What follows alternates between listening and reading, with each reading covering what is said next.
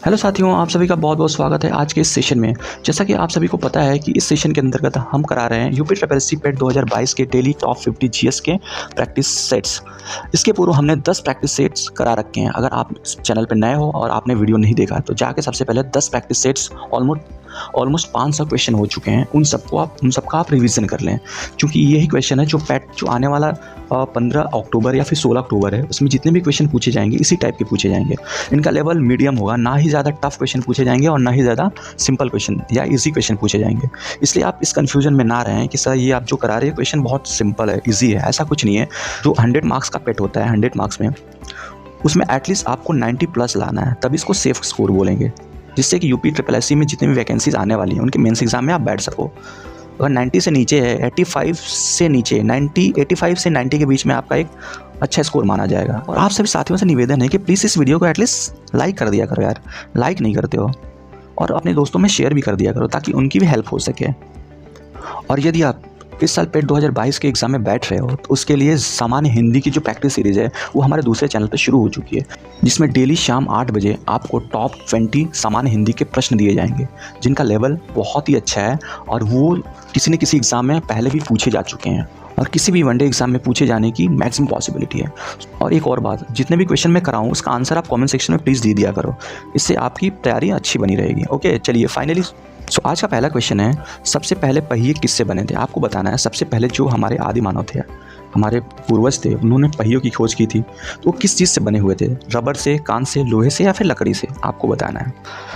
इसका correct answer आप comment section में फटाफट दीजिए। तो आपको मैं बता दूं, जो सबसे पहले पहिए थे वो लकड़ी के बने थे। और पहिए की खोज किस युग में हुई थी, किस काल में हुई थी? तो ये हुई थी नवपाषाण युग में, नवपाषाण काल, नवपाषाण काल। नवपाषाण काल में पहिए की खोज की गई थी।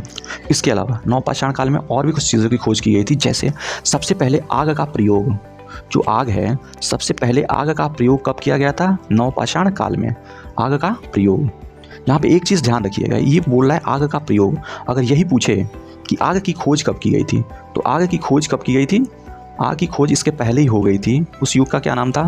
पूरा पाषाण काल। जो पूरा पाषाण काल था, जो इसके पहले का टाइम पीरियड था, पूरा पाषाण काल, इसमें आग की खोज की गई थी। पूरा पाषाण, इसमें आग की खोज की गई थी। तथा नवपाषाण काल, जिसको नियोलिथिक एज बोलते हैं, और पूरा पाषाण काल को क्या बोलते हैं? Palaeolithic age. तो नवपाषाण काल में आग का प्रयोग हुआ था, जबकि आग की खोज ऑलरेडी इसके पहले पूरा पाषाण काल में कर दी गई थी। ओके, कुछ और फैक्ट्स जान लीजिए। नवपाषाण काल में और भी कुछ चीज़ें हुई थी। नवपाषाण काल में अस्थाई बस्ती, मतलब मानव ने एक जगह घर बना के एक फैमिली सिस्टम शुरुआत कर दी थी। घर बना के एक जगह अस्थाई बस्ती बना के रहने लगे थे, जो हमारे आदि मानव थे। नवपाषाण काल आते आते, नवपाषाण काल, नियोलिथिक एज इसीलिए बोलते हैं। यहाँ पे बहुत सारे चेंजेस हुए थे नियोलिथिक एज में। नवपाषाण काल में क्या हुआ था? यहाँ पे मानव ने स्थायी बस्तियाँ बना ली थी। और कुछ चीज़ें यहाँ पे नवपाषाण काल में, एक तो हो गया अस्थाई बस्ती, प्लस यहाँ पे बिजनेस करना भी शुरू कर दिया था, व्यवसाय, और खेती करना भी, जैसे खेती करना भी शुरू कर दिया था। तो खेती में राइस, सबसे पहले चावल की, इस युग में चावल के भी साक्ष्य मिलते हैं कि इंसान ने चावल उगाना शुरू कर दिया था नए नवपाषाण काल में। ओके, तो ये सब सारी चीज़ें हैं नवपाषाण काल की। और एक चीज़ एक्स्ट्रा है, जो आग की खोज की गई थी, वो की गई थी आपका पूरा पाषाण काल। ये आप चीज़ ध्यान रखिएगा। ओके, तो इतने सारे फैक्ट्स हो गए हैं। तो साथियों, हमारा उद्देश्य ये नहीं है कि बस क्वेश्चन पढ़ के उसका आंसर डायरेक्टली बता दें। हमारा उद्देश्य है कि जितने भी क्वेश्चन इससे बन सकते हैं, इस वाले क्वेश्चन से, उन सब का हम डिस्कशन यहाँ पे एनालिसिस करें। ओके, और इसीलिए आपसे बोल रहे हैं इस वीडियो के ज़्यादा से ज़्यादा दोस्तों में शेयर करें, और वीडियो को एटलीस्ट लाइक तो कर दो यार। अगर पसंद आए तो लाइक कर दो, ना पसंद आए तो डिसलाइक कर दो, मर्जी आपकी है, लेकिन एटलीस्ट बी अकाउंटेबल। अपने आप को शो करो कि हाँ एटलीस्ट हमने देखा है। अगर देखा है तो पसंद आया तो लाइक कर दो, नहीं आया तो सिंपली डिसलाइक कर सकते हैं, आपकी चॉइस है। तो ये सारी चीज़ें हैं। चलिए नेक्स्ट क्वेश्चन पे चलते हैं। नेक्स्ट क्वेश्चन नंबर 2 क्या बोल रहा है? जातक कथाओं में, जो जातक कथाएँ हैं में किसके जन्म की, किसकी बात हो रही है? आपके ऑप्शंस हैं भगवान विष्णु, महावीर, बुद्ध या फिर भगवान कृष्ण। ऑलमोस्ट सबको पता होगा जो जातक कथाएं होती हैं उसमें भगवान बुद्ध थे, गौतम बुद्ध, उनके पूर्व जन्मों के बारे में डिस्कशन किया गया, बताया गया है, वर्णन किया गया है। तो इसका तो डायरेक्टली हो जाएगा, सबको, ऑलमोस्ट सबको पता होगा। जातक कथाएं किससे संबंधित हैं? ये भगवान बुद्ध से संबंधित हैं। Okay, next question number 3। Question number 3 क्या बोल रहा है, कुतुबुद्दीन ऐबक और रजिया सुल्तान राजवंश से संबंधित थे। जो कुतुबुद्दीन ऐबक था और रजिया सुल्तान ये किस राजवंश से संबंधित थे? आपके ऑप्शंस हैं मामलुक, खिलजी, लोदी या फिर मुगल। कमेंट सेक्शन में इसका आंसर दीजिए। तो इसका करेक्ट आंसर हो जाएगा, जो कुतुबुद्दीन ऐबक और रजिया सुल्तान थे ये गुलाम वंश के शासक थे। गुलाम वंश, गुलाम। इसका दूसरा नाम है मामलुक। ऑप्शन ए इसका करेक्ट हो जाएगा, मामलुक। अच्छा, ये कुतुबुद्दीन ऐबक कौन था? ये मोहम्मद गोरी का एक गुलाम था। मोहम्मद गोरी ने इसको खरीदा था कहीं पे। प्लस जो कुतुबुद्दीन ऐबक के बाद में इस गद्दी पे बैठा था, इसका नाम था इल्तुतमिश। इल्तुतमिश के बारे में एक फेमस चीज़ है, इल्तुतमिश इसको गुलामों का गुलाम कहते हैं। क्यों? क्योंकि कुतुबुद्दीन ऐबक ऑलरेडी एक गुलाम था मोहम्मद गोरी का, और कुतुबुद्दीन ऐबक का गुलाम इल्तुतमिश था, इसलिए इसको वो क्या बोलते हैं, इल्तुतमिश को गुलामों का गुलाम। और इल्तुतमिश की बेटी थी रजिया सुल्तान। रजिया सुल्तान के बारे में क्या फेमस है? रजिया सुल्तान प्रथम मुस्लिम भारतीय महिला थी जिन्होंने शासन की बागडोर संभाली थी। तो ये सारी चीज़ें हो गई। नेक्स्ट क्वेश्चन पे चलते हैं, क्वेश्चन नंबर 4। क्वेश्चन नंबर 4 क्या बोला है, हवा महल का निर्माण किसने कराया था? आपको बताना है जो हवा महल है, सबसे पहले बताइए हवा महल है कहाँ पे, उसके बाद आंसर इस कमेंट सेक्शन में बताइए इसका ऑप्शन कौन सा करेक्ट है। तो हवा महल है ये जयपुर में पड़ता है। हवा महल कहाँ पे है? जयपुर में। इसका निर्माण सन 1799 में महाराजा सवाई प्रताप सिंह, जो ऑप्शन सी है, महाराजा सवाई प्रताप सिंह ने कराया था। और इसके जो आर्किटेक्ट थे, वास्तुकार, इनका नाम था लालचंद उस्ताद। उस्ताद लालचंद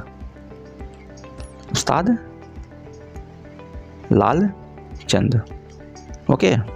तो ये चीज़ है। चलिए नेक्स्ट क्वेश्चन में चलते हैं। क्वेश्चन नंबर क्या बोल रहा है, 4 हो गया। अभी क्वेश्चन नंबर 5। क्वेश्चन नंबर 5 है, मद्रास में वेद समाज की स्थापना किस वर्ष में हुई थी? आपकी ऑप्शन सामने हैं, आप कमेंट सेक्शन में इसका आंसर दीजिए। क्वेश्चन नंबर 5, फटाफट आंसर दीजिए। तो सबसे पहले तो जानिए जो मद्रास है इसका नाम चेन्नई इस टाइम है। तो वेद समाज की स्थापना की किसने थी? तो वेद समाज की स्थापना की थी केशव चंद्र सेन नाम के एक व्यक्ति ने। केशव चंद्र सेन। अब कब की थी? सन 1864 में। ऑप्शन ये है आपका, ऑप्शन ये क्या है, 1864। ऑप्शन ए इसका करेक्ट है। इसे दक्षिण भारत का ब्रह्म समाज भी कहते हैं। जो वेद समाज था इसको साउथ इंडिया का ब्रह्मो समाज या ब्रह्म समाज के नाम से भी उद्घोषित किया जाता है। सो फाइनली 5 का आंसर क्या हो जाएगा? Option A. चलिए नेक्स्ट क्वेश्चन पे चलते हैं। Question number 6। क्वेश्चन नंबर 6 क्या बोल रहा है, वर्ष 1928 में बारदौली सत्याग्रह के नेतृत्व में किया गया था। आपको बताना है जो बारदौली सत्याग्रह था सन 1928 में, वो किसने उसकी अगुवाई किसने की थी? आपके ऑप्शन सामने हैं, महात्मा गांधी, वल्लभ भाई पटेल, लोकमान्य तिलक या गोपाल कृष्ण गोखले। इसका आंसर आप कमेंट कीजिए।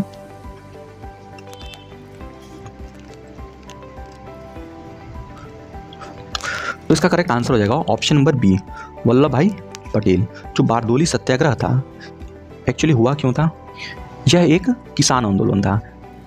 ये सन 1928 में सूरत जिले के बारदौली जगह पे हुआ था, इसलिए इसको बोलते हैं बारदौली सत्याग्रह। इस आंदोलन के फलस्वरूप सरकार ने किसानों पर 30% की वृद्धि को पहले क्या किया था, जब ये विरोध हुआ और इसकी बागडोर वल्लभ भाई पटेल ने संभाली तो अंग्रेजों ने क्या किया, जो 30% टैक्स लगाए थे उसको 6.3 कर दिए थे, 6.3% पे कर दिया था, जो कि अपने आप में बहुत बड़ी चीज़ थी। कहाँ 30%, कहाँ 6.3%। ओके। इस आंदोलन के पश्चात, इस आंदोलन में सफलता जब मिली तो वहाँ की जो महिलाएं थी गांव की, उन्होंने जो वल्लभ भाई पटेल थे इनको उपाधि दी थी सरदार की उपाधि यहीं पे दी थी। तो सरदार की उपाधि वल्लभ भाई पटेल को किसने दी थी? बारदौली सत्याग्रह के महिलाओं ने। ओके, चलें नेक्स्ट क्वेश्चन पे चलते हैं। Question number 7।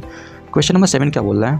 क्वेश्चन नंबर 7 क्या बोल रहा है, भारतीय राष्ट्रीय आंदोलन के दौरान लोकमान्य तिलक द्वारा निम्नलिखित में से कौन सा समाचार पत्र निकाला गया था? आपको बताना है। भारतीय राष्ट्रीय आंदोलन हो रहा था, उसके दौरान लोकमान्य तिलक ने कौन से अखबार पब्लिश किए थे? आपके ऑप्शन सामने हैं, इसका करेक्ट आंसर आपको कमेंट सेक्शन में बताना है। चलिए फटाफट इसका आंसर दीजिए। तो इसका आंसर हो जाएगा ऑप्शन नंबर, इसका आंसर क्या हो जाएगा? Option B, Kesari. तो लोकमान्य तिलक ने 2 अखबार मुख्यतः निकाले थे। पहला का नाम था केसरी और दूसरा का नाम था मराठा। 2 चीज़ें याद रखिए। मराठा, जो मराठा था वो एक्चुअल में मराठी लैंग्वेज में ना होकर इंग्लिश लैंग्वेज में निकलता था। इसका पब्लिकेशन किस लैंग्वेज में होता था, किस भाषा में? इंग्लिश पब्लिकेशन, इंग्लिश लैंग्वेज में। जो केसरी था, केसरी का पब्लिकेशन ये होता था मराठी में। तो इस चीज़ से कंफ्यूज ना हो, जो मराठा था अखबार वो इंग्लिश में निकलता था और केसरी था वो मराठी में निकलता। ओके, प्लस अब देखिए एक और अखबार है, ये तो बंगाली अखबार नहीं है, ये अमृत बाजार पत्रिका, अमृत बाजार पत्रिका और युगांतर। तो युगांतर जो था ये भी एक समाचार पत्र ही था, जिसकी स्थापना कब की गई थी? सन 1906 में। 1906 में अरविंद घोष एवं भूपेंद्रनाथ दत्त ने की थी। ओके, भूपेंद्रनाथ दत्त ने की थी। अब नेक्स्ट क्या है? ये अमृत बाजार पत्रिका, ये भी क्वेश्चन में पूछ रहा है, अमृत बाजार पत्रिका की स्थापना कब हुई थी या फिर किसने की थी? तो अमृत बाजार पत्रिका की स्थापना की थी शिशिर कुमार घोष ने। शिशिर कुमार घोष, याद रखिए, शिशिर कुमार घोष ने। कब? 1868 में। तो इतनी सारी चीज़ें आपको पता हो गई इस एक क्वेश्चन से। चलिए नेक्स्ट क्वेश्चन पे चलते हैं। क्वेश्चन नंबर 7 हो गया। क्वेश्चन नंबर 8, क्वेश्चन नंबर 8 क्या बोला है? अक्टूबर 1907 में, अक्टूबर 1907 में, अच्छा ये तो हो गया शायद, नहीं, अक्टूबर 1907 में लाला लाजपत द्वारा एक राज्य स्तरीय सम्मेलन आयोजित किया गया था, जिसे कहा गया है, आपको बताना है, अक्टूबर 1907 में लाला लाजपत राय ने कोई एक स्तरीय सम्मेलन का आयोजन किया था। उसका नाम क्या था? उसका नाम आपको बताना है। कमेंट सेक्शन में इसका आंसर बताइए।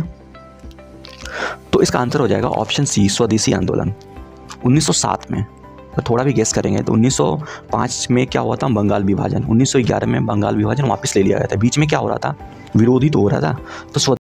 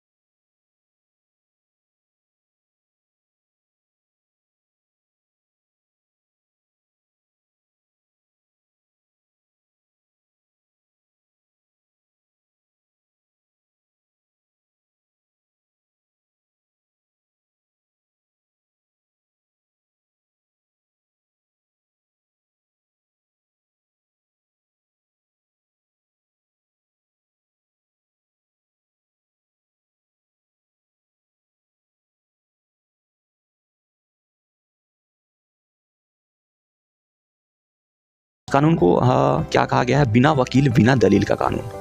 इसको क्या बोलते थे? बिना वकील बिना दलील का काला कानून, क्योंकि इसमें बिना सुनवाई सुने, बिना हियरिंग के डायरेक्टली अरेस्ट कर लिया जाता था आपको। तो ये सब चीज़ें हैं। Next question, question number 11। Question number 11 क्या बोल रहा है? निम्नलिखित में से कौन ऊर्जा का स्रोत नहीं है? निम्नलिखित में से कौन सा है जो जिससे ऊर्जा पैदा नहीं होती? आपको कमेंट सेक्शन में इसका आंसर बताना है। ऑप्शन ए है सिंचित भूमि, ऑप्शन बी है पृथ्वी का आंतरिक भाग, ऑप्शन सी है परमाणु नाभिक, या फिर ऑप्शन डी ज्वार भाटा। इसमें से कौन सा ऑप्शन है जहाँ से ऊर्जा प्राप्त नहीं होती, ऊर्जा का स्रोत नहीं है? जैसे सन, पृथ्वी पर सबसे बड़ा ऊर्जा का स्रोत क्या है? सूर्य। तो जो ऑप्शन दिए उसमें से कौन सा है जहाँ से एनर्जी नहीं निकलती? तो इसका ऑप्शन हो जाएगा option A is the correct answer, सिंचित भूमि। बाकी पृथ्वी का आंतरिक भाग आपको पता है, परमाणु नाभिक, यहाँ से भी एटॉमिक स्टेशन स्थापित किए गए ना, यहाँ से भी एनर्जी पैदा की जाती है, बिजली पैदा की जाती है। ज्वार भाटा है, इससे भी हाइड्रो इलेक्ट्रिक प्लांट बनाए जाते हैं इसके ऊपर। तो ऑप्शन ए है जो सिंचित भूमि, उससे हम एनर्जी प्राप्त नहीं कर सकते, इसलिए करेक्ट आंसर हो जाएगा ऑप्शन बी, इसलिए करेक्ट आंसर हो जाएगा ऑप्शन ए, सिंचित भूमि। चलिए नेक्स्ट क्वेश्चन पे चलते हैं। Question number 12। क्वेश्चन नंबर 12 क्या बोल रहा है? निम्नलिखित में से कौन सी नदी सप्त सैंधव क्षेत्र में फैल जाती है और बाद में सूख जाती है? बाद में सूख जाती है, अगर आपको ये टर्म पकड़ना आ गया ना, ऐसी कौन सी नदी है जो जिसका एग्जिस्टेंस ही नहीं है? ऑब्वियसली देखिए, चिनाब है, यमुना है, सरस्वती है, कन्फ्यूजन है, झेलम ये भी है। तो 3 ऑप्शन में है, ये नदियाँ एग्जिस्ट करती हैं, तो ऑब्वियसली चौथा ऑप्शन जो है सरस्वती नदी, ये ऑप्शन हो जाएगा, क्योंकि सरस्वती नदी अदृश्य रूप से मौजूद है भारत में, इसलिए इसका आंसर हो जाएगा ऑप्शन सी। क्वेश्चन नंबर 12 का answer C. Question number 13। Question 13 क्या बोल रहा है, एक बागानी फसल है। जो ऑप्शंस दिए हैं उसमें से कौन सा है एक बागानी फसल है? तो ऑप्शन आपके सामने है, कमेंट सेक्शन में इसका आंसर बताइए। क्वेश्चन नंबर 13 का आंसर क्या हो जाएगा, फटाफट टाइप करिए। तो इसका आंसर हो जाएगा चाय। आपने सुना होगा चाय का बागान, ये सुना है चावल का बागान या गेहूं का बागान ओके, तो इसका करेक्ट आंसर क्या हो जाएगा, चाय। नेक्स्ट क्वेश्चन पे चलते हैं, क्वेश्चन नंबर 14। क्वेश्चन नंबर 14 क्या है, निम्नलिखित में से किस राज्य की सीमा तेलंगाना से नहीं मिलती? अगर भारत का मैप आपको कंठस्थ है, आपको याद है अच्छे से, तो इसका आंसर आप 1 सेकंड में कर जाओगे। कमेंट सेक्शन में इसका आंसर आप 2 सेकंड में लिखिए फटाफट। इसका आंसर क्या हो जाएगा, तो इसका आंसर हो जाएगा ऑप्शन, तो इसका आंसर हो जाएगा ऑप्शन डी, गुजरात। ओके, चलिए नेक्स्ट क्वेश्चन पे चलते हैं, क्वेश्चन नंबर 15। क्वेश्चन नंबर 15 क्या बोल रहा है, उत्तर पूर्व की पहाड़ियों को क्या कहा जाता है? जो नॉर्थ ईस्ट की पहाड़ियाँ हैं उनको किस नाम से बुलाया जाता है? तो इसका आंसर कमेंट सेक्शन में बताइए। तो नॉर्थ ईस्ट की पहाड़ियाँ हैं उनको पूर्वांचल कहते हैं। हिमाद्री किसको बोलते हैं? जो हिमालय का ऊपरी भाग है जिसकी ऊंचाई ज़्यादा है उसको बोलते हैं हिमाद्री, या फिर महान हिमालय। जो मिडिल वाला पार्ट है उसको मिडिल हिमालय, मध्य हिमालय या फिर हिमांचल बोलते हैं। जो सबसे लोवेस्ट हाइट वाला पार्ट है वह हिमालय या फिर इनको शिवालिक बोलते हैं। चलिए नेक्स्ट क्वेश्चन, क्वेश्चन नंबर 15 हो गया। Question number 16। क्वेश्चन नंबर 16 क्या बोल रहा है, वैज्ञानिक सामाजिक जिम्मेदारी को गहन बनाने के लिए वैज्ञानिक और औद्योगिक अनुसंधान परिषद CSIR के द्वारा कौन सी पहल शुरू की गई थी? तो ये पहल शुरू की गई थी जिज्ञासा। कौन सी शुरू गई थी पहल? जिज्ञासा। इसका मुख्य उद्देश्य क्या था? छात्रों और अध्यापकों में वैज्ञानिक दृष्टिकोण को विकसित करना तथा जिज्ञासु प्रवृत्ति को प्रोत्साहित करना, इसका एम था। चलिए next question, question number 17। Question number 17 है, निम्नलिखित में से किस संगठन द्वारा बैंकों की ब्याज दरें निर्धारित और विनियमित की जाती हैं? इसका करेक्ट आंसर आपको कमेंट में बताना है। इसका करेक्ट आंसर हो जाएगा option D, reserve bank of India. इसको बैंकर्स ऑफ द बैंक भी बोलते हैं, बैंकों का बैंक। चलिए next question, question number 18। Question number 18 क्या बोल रहा है? क्वेश्चन नंबर 18 बोल रहा है, निम्नलिखित में से ऋण माफी शब्द किससे संबंधित है? जो ऋण माफी है किससे संबंधित है? कृषि से। आपने सुना होगा न्यूज़ में ना, किसानों का इतना ऋण माफ हो गया। ये सारी चीज़ें किसके संबंध में आती हैं? कृषि के संबंध में। तो क्वेश्चन नंबर 18 का आंसर हो जाएगा option D. Next question, question number 19। एक बैंकिंग आउटलेट जो हफ्ते में 5 दिन और न्यूनतम कितने घंटे प्रतिदिन खुलता है? तो ये होता है न्यूनतम कम से। Okay, next question, question number 21। Question number 21 क्या बोल रहा है, भारतीय संविधान के किस अनुच्छेद के तहत राष्ट्रीय ध्वज फहराने का अधिकार है? बहुत ही प्यारा क्वेश्चन है, इसका आंसर आप कमेंट सेक्शन में बताइए। ये मोस्ट इंपॉर्टेंट है, ये आ सकता है एग्जाम में। इसका करेक्ट आंसर आप कमेंट सेक्शन में बताइए। भारतीय संविधान के किस आर्टिकल के तहत हमें राष्ट्रीय ध्वज फहराने का अधिकार प्राप्त होता है? सो इसका करेक्ट आंसर हो जाएगा option A, article 19A। Article 19A। Article 19A के तहत अभिव्यक्ति की आज़ादी प्रदान की गई है। Next question, question number 22। Question number 22 क्या है, मूलभूत अधिकारों में से अधिकांश हमारे संविधान के किस आर्टिकल में शामिल है? जो एक्चुअली ये पूछ रहा है मूलभूत अधिकार हैं वो किस आर्टिकल के अंतर्गत आते हैं? तो इसका आर्टिकल होता है जो फंडामेंटल राइट्स हैं वो 12 से 35, जो भाग 3 है हमारा, भाग 3 भारतीय संविधान का भाग 3। भाग 3 में कितने आर्टिकल हैं? भाग 3 कहाँ से शुरू होता है? 12 से लगाए 35 तक। और भाग 4 इसमें राज्य के नीति निर्देशक तत्व जो 36 से 51 तक है। ओके, नेक्स्ट क्वेश्चन पे चलते हैं, क्वेश्चन नंबर 23। क्वेश्चन नंबर 23 है, 1946 में संविधान सभा का गठन किसके द्वारा बनाई गई योजना के तहत किया गया था? इसका आंसर आपको कमेंट सेक्शन में लिखना है, फटाफट इसका आंसर लिखें आप। तो इसका आंसर हो जाएगा ऑप्शन डी, कैबिनेट मिशन योजना। वर्ष 1946 में ब्रिटेन के प्रधानमंत्री एटली ने भारत में एक 3 सदस्यीय उच्च स्तरीय शिष्टमंडल भेजने की घोषणा की थी। इस शिष्टमंडल में ब्रिटिश कैबिनेट के 3 सदस्य लॉर्ड पैथिंग लॉरेंस, भारत सचिव जो उस टाइम के थे, Lord Pethick Lawrence, Sir Stafford Cripps और तीसरे थे A.V. अलेक्जेंडर। ओके, तो इसी की सिफारिश पे संविधान सभा का गठन हुआ था 1946 में। अच्छा, संविधान सभा की पहली बैठक कब हुई थी? 9 दिसंबर 1946 में। 9 दिसंबर 1946 में इसकी पहली बैठक हुई थी, जिसके अध्यक्ष किसको बनाया गया था? सच्चिदानंद सिन्हा को। और इसके 2 दिन बाद 11 दिसंबर को इनको रिप्लेस कर दिया गया। परमानेंट जो प्रेसिडेंट इनको बनाया गया? राजेंद्र प्रसाद को। ओके, इतने सारे क्वेश्चन हैं। चलिए नेक्स्ट क्वेश्चन चलते हैं, क्वेश्चन नंबर 24। क्वेश्चन नंबर 24 बोला उच्चतम न्यायालय के सदस्यों, उच्चतम न्यायालय के न्यायाधीश होते हैं, उनकी सेवानिवृत्ति आयु क्या होती है? जो सुप्रीम कोर्ट के जज होते हैं वो किस उम्र में रिटायर हो जाते हैं? तो इसका करेक्ट आंसर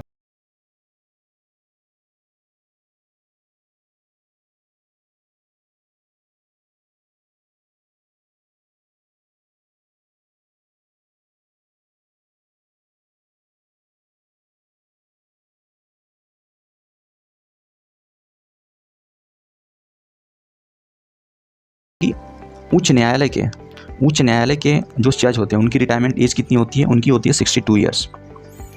ये हाई कोर्ट का है और ये सुप्रीम कोर्ट का है। चलिए नेक्स्ट क्वेश्चन पे चलते हैं, क्वेश्चन नंबर 25। क्वेश्चन नंबर 25 क्या बोल रहा है?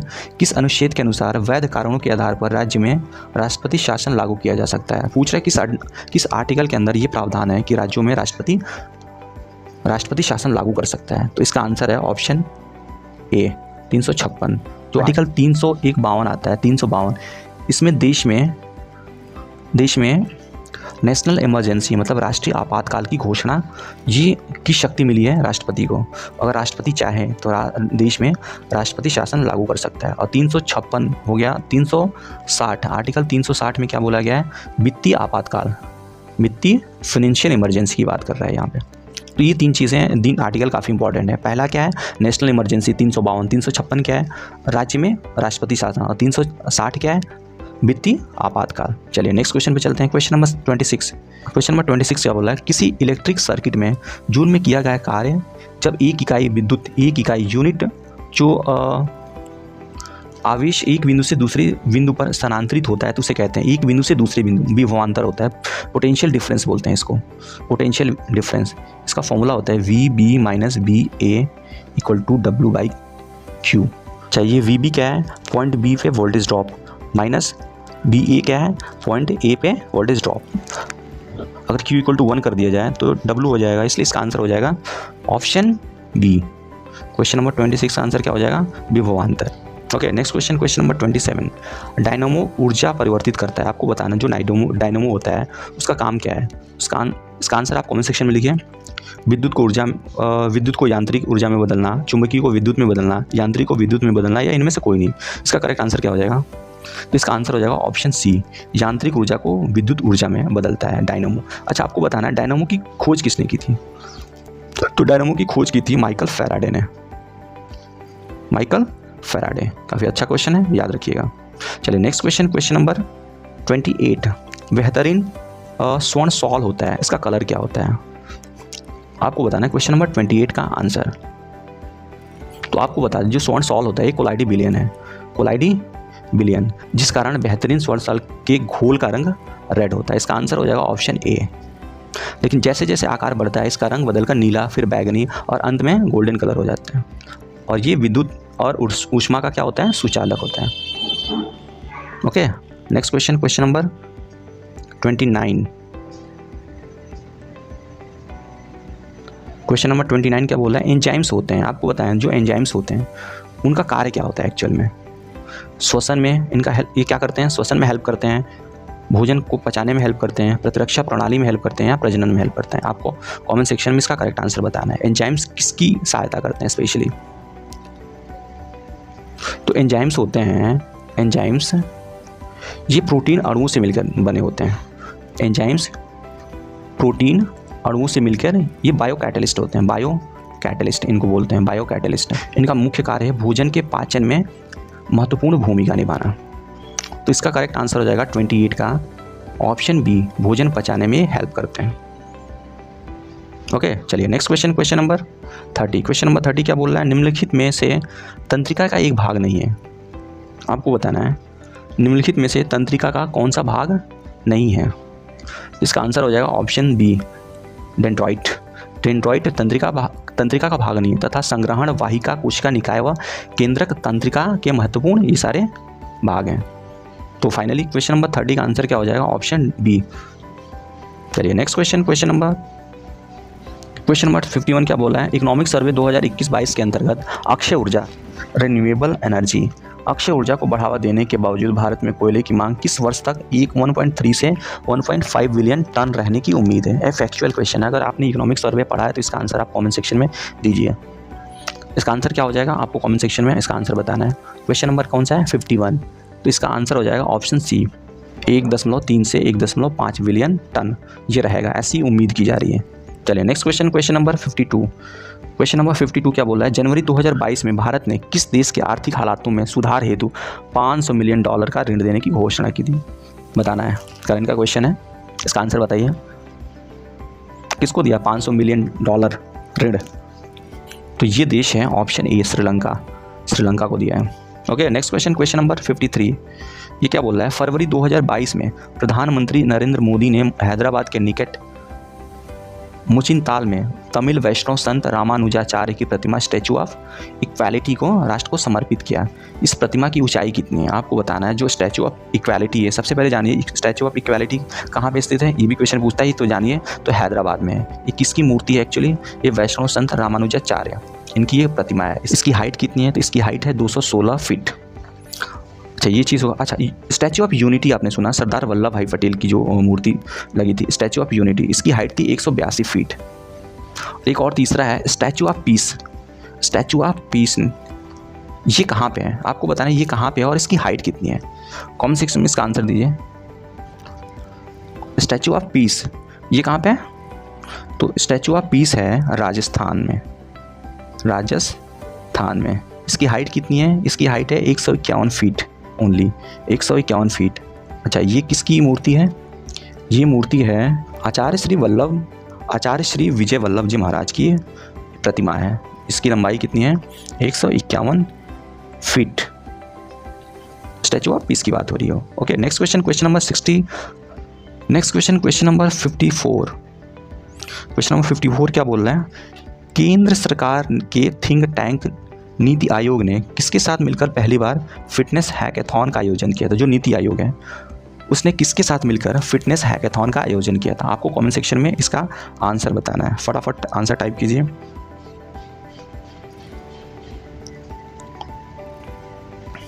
इसका आंसर क्या हो जाएगा, क्वेश्चन नंबर कौन सा है, 54। इसका आंसर हो जाएगा ऑप्शन डी, फोन पे के साथ। अच्छा बताना है, थिंक टैंक जो नीति आयोग है, नीति आयोग के अध्यक्ष कौन होते हैं, नीति आयोग के अध्यक्ष होते हैं स्वयं भारत के प्रधानमंत्री। अच्छा इसके उपाध्यक्ष का नाम बताइए आप, उपाध्यक्ष कौन है इस टाइम, तो उनका नाम है श्री सुमन बेरी। श्री सुमन बेरी इनके उपाध्यक्ष हैं, Suman Bery. Okay next question, question number 55। Question number 55 क्या बोल रहा है, फरवरी 2022 में आयोजित अंडर 19 क्रिकेट विश्व कप 2022 का खिताब किसने जीता। तो आपको बताना है जो फरवरी 2022 में अंडर 19 वर्ल्ड कप हुआ था क्रिकेट का, वो किसने जीता था, उसका विजेता कौन रहा था। सबसे पहले जानिए ये हुआ कब था, ये वेस्ट इंडीज़ में हुआ था फरवरी 2028 में, वेस्ट इंडीज़ में हुआ था। और इसका विनर कौन रहा था, इंडिया। किसको हराया था, इंडिया ने किसको हराया था, इसने इंग्लैंड को हराया था। इंग्लैंड को हरा के भारत ने इस पे कब्जा किया था। चलिए next question, question number 56। Question number 56 क्या बोला है, अंतर्राष्ट्रीय मुद्रा कोष ने हाल ही में किसे नए अर्थशास्त्री के रूप में नियुक्त किया है। बहुत इंटरेस्टिंग क्वेश्चन है, बहुत ही इंपॉर्टेंट, मोस्ट इंपॉर्टेंट, आप टिक कर लीजिए।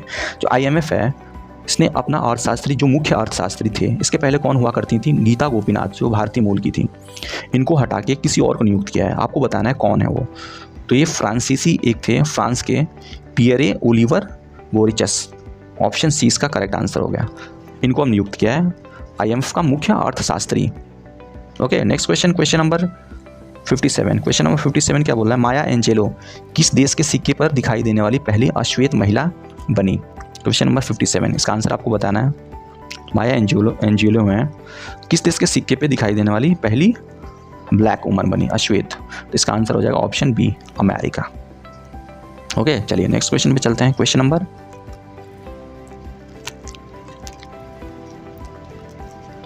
नेक्स्ट क्वेश्चन है question number 58। World air quality report के अनुसार विश्व का सबसे प्रदूषित देश कौन सा है।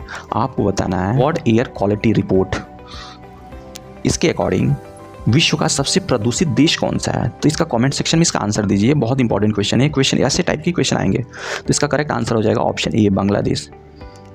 बांग्लादेश ये विश्व का सबसे प्रदूषित देश है। लेकिन अगर यही क्वेश्चन पूछे प्रदूषित सिटी की बात करें, शहर की बात करें, तो हमारे देश की राजधानी है दिल्ली। ये दुनिया की सबसे मोस्ट पॉल्यूटेड सिटी बन गई है। ओके, और सेकंड नंबर पे है बांग्लादेश की राजधानी ढाका। तो अगर शहर पूछे तो दिल्ली आंसर इसका होगा, और कंट्री पूछे तो बांग्लादेश।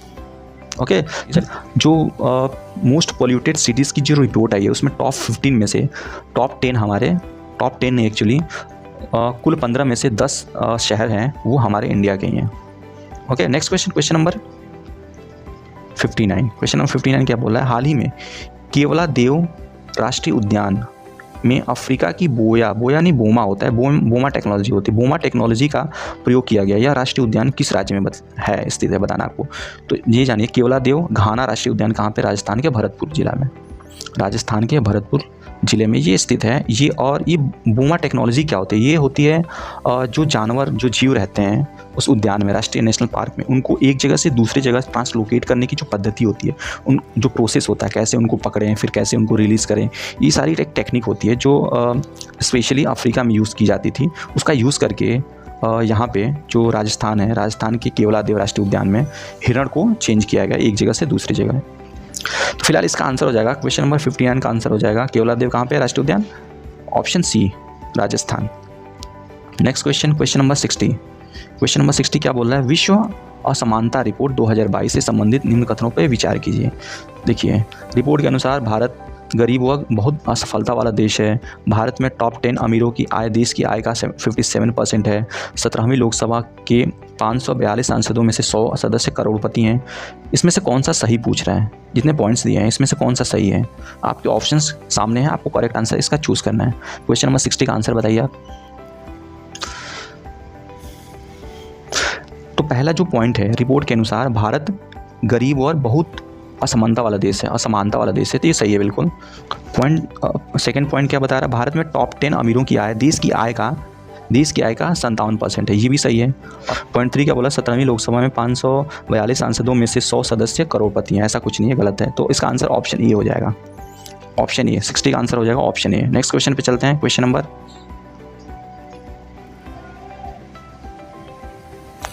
61, ये पूछ रहा भारत में स्पेस एप्लीकेशन सेंटर सैक कहाँ स्थित है? आपको बताना है। इसका ऑप्शन है मुंबई, अहमदाबाद, त्रिवेंद्रम या फिर बेंगलुरु। इसका आंसर आपको कमेंट सेक्शन में लिखना है। इसका आंसर हो जाएगा ऑप्शन बी, अहमदाबाद। जो स्पेस एप्लीकेशन सेंटर है वो कहाँ पे लोकेटेड है? अहमदाबाद में। चलिए नेक्स्ट क्वेश्चन पे चलते हैं। क्वेश्चन नंबर 62 क्या बोल रहा है? भारत की लंबी दूरी की मिसाइलों में से कौन सी पहली बहुलक्ष्य मल्टीपर्पज़ मिसाइल है? इसका करेक्ट आंसर आप कमेंट सेक्शन में दीजिए। जो ऑप्शंस दिए हैं, आकाश, अक्षय, पृथ्वी या ब्रह्मोस, इसमें से कौन सी वाली है जो सबसे पहली मल्टीपर्पज़ मिसाइल बनी? तो इसका आंसर हो जाएगा ऑप्शन ए, आकाश। आकाश क्या? Land to air. ये क्या मार करती है? जो पृथ्वी से, मतलब ज़मीन से हवा में मार करने वाली मिसाइल है। और पृथ्वी क्या है? पृथ्वी से ही पृथ्वी के बीच, सरफेस टू सरफेस। आकाश क्या है? Surface to air. ओके, और ब्रह्मोस। अच्छा, ब्रह्मोस के बारे में, ये ब्रह्मोस जो मिसाइल है भारत और रशिया के संयुक्त प्रयासों से विकसित की गई थी। अच्छा, ब्रह्मोस की स्पीड कितनी होती है? अब 3 मैक। मैक क्या होता है? Speed of sound. 3 मैक से ज़्यादा है स्पीड। और ब्रह्मोस है क्या है एक्चुअल में? ये सुपरसोनिक क्रूज मिसाइल है। ब्रह्मोस सुपरसोनिक क्रूज मिसाइल बोलते हैं इसको। चलिए next question number 63। Question number 63 क्या बोला? कार रेसिंग ड्राइवर माइकल शुमार किस देश के निवासी हैं? अगर आप रेसिंग में इंटरेस्ट रखते हो तो इसका आंसर आपको पता होगा। क्वेश्चन नंबर 63 का आंसर हो जाएगा जर्मनी। ये जर्मन एक रेसिंग ड्राइवर हैं, Michael Schumacher. Next question number 64 का क्या है? प्रत्येक वर्ष उत्कृष्टता के लिए मूर्ति देवी अवार्ड किस फील्ड में दिया जाता है? उत्कृष्टता के लिए मूर्ति देवी अवार्ड। क्वेश्चन नंबर 64, इसका आंसर बताइए, कमेंट सेक्शन में इसका आंसर दीजिए। इसका आंसर क्या हो जाएगा?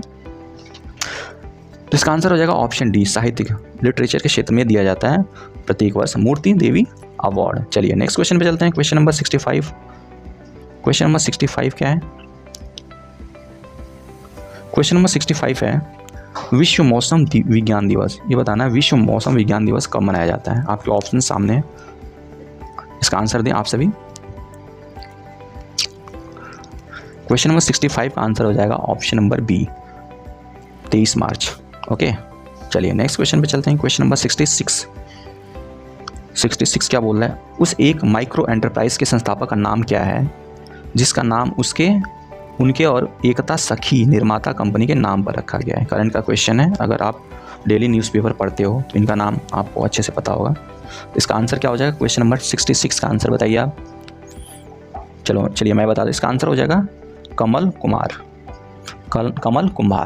Okay, next question number, Olympic खेलों में स्वर्ण, रजत और कांस्य पदक देने की शुरुआत कब की गई। ओलंपिक खेल होते हैं, उसमें गोल्ड मेडल, सिल्वर मेडल और ब्रॉन्ज मेडल दिया जाता है। ये शुरुआत कब की गई थी, तो ये शुरुआत की गई थी वर्ष 1904 में। अच्छा, आपको बताना ओलंपिक खेल कब से शुरू चल रहे हैं और पहला आयोजन ओलंपिक खेलों का पहला आयोजन कहाँ पे हुआ था, इसको आपको कमेंट सेक्शन में बताना है।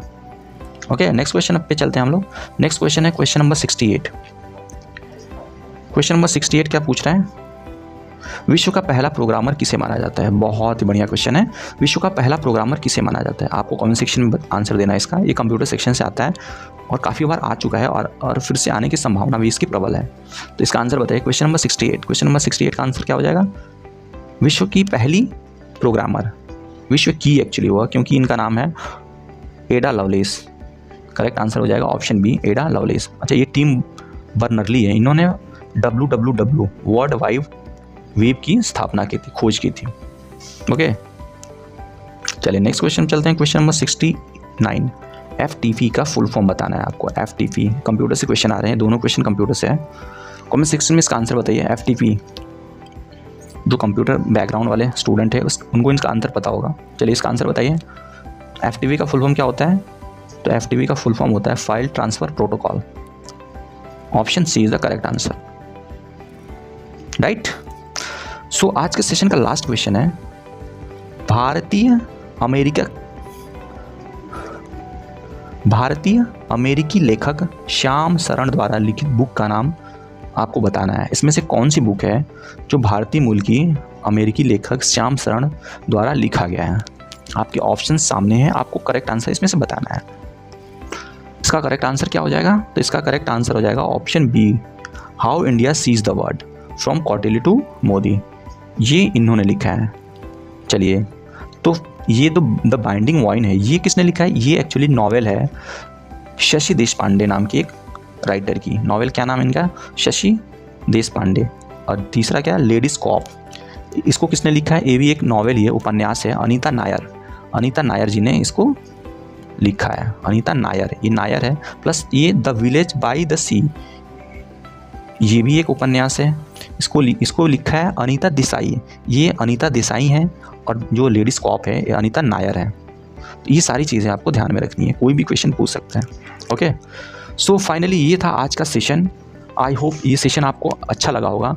अगर अच्छा लगे तो कमेंट सेक्शन में ज़रूर बताएं और कोई भी सुझाव हो तो प्लीज़ कमेंट सेक्शन में हमको ज़रूर बताएं ताकि इम्प्रूवमेंट किया जा सके। तो चलिए मिलते हैं नेक्स्ट सेशन में, तब तक के लिए जय हिंद,